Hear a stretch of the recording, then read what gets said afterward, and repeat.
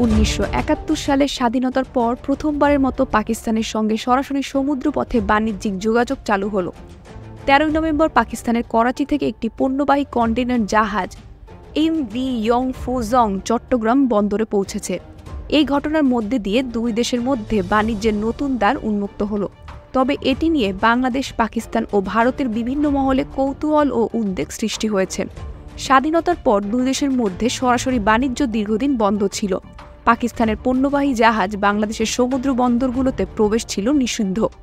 পূর্বে পাকিস্তানের পণ্য শ্রীলঙ্কায় খালাস করে অন্য এক জাহাজের মাধ্যমে বাংলাদেশে পাঠানো হতো।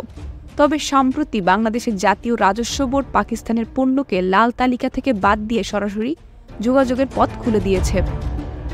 ভারতীয় সংবাদ মাধ্যম দ্য টেলিগ্রাফের সূত্রে জানা যায়, বাংলাদেশের সমুদ্রপথে পাকিস্তানের উপস্থিতি নিয়ে ভারতের নিরাপত্তা মহলে উদ্বেগ দেখা দিয়েছে।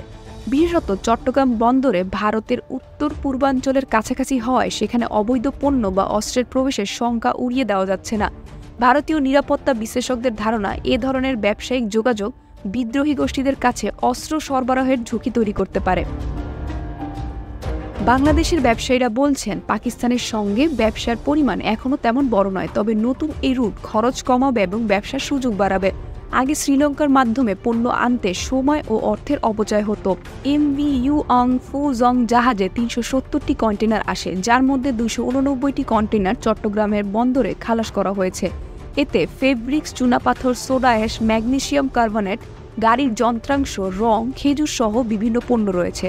এছাড়া ৪২টি কন্টেইনারে রয়েছে পেঁয়াজ এবং ১৪টি কন্টেইনারে আলু ছিল। কিছু বিশেষজ্ঞরা মনে করেন, সরাসরি সমুদ্রপথে যোগাযোগ পরিবহন খরচ কমে ব্যবসার প্রসার ঘটবে। তবে নিরাপত্তা ইস্যুতে সজাগ থাকা জরুরি।